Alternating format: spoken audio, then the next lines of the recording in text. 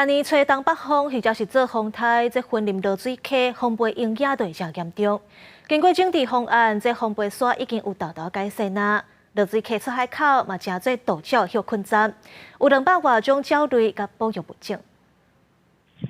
未了出海口有一阵乌面腊杯来到西滨大桥顶下游，也有机会看到人工送子鸟的东风白鹳的脚链。过去伫落水溪出海口风背山真严重，不过这几冬透过风背山防治，互发生的事件减少到10天以内，对3冬前开始记录到渡礁的出现。解决了风飞沙的问题之外，在台61线以西麦寮段，其实这里有将近2200多公顷的生态园区。在近几年，其实除了把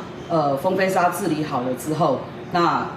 在地的生态也变得非常的丰富。当地生态协会表示，透过中央甲地方共同改善，互风背山大大减少，也营造出海口变作是渡礁的中继站，鸟仔类保育的生态地，记录到东风白鹳、乌面腊杯等200多种鸟仔类甲真侪保育物种，变成一个生态乐园了哈，而且也记录到有东方白鹳有12只。那黑面琵鹭等有200多种鸟类，都在这边出现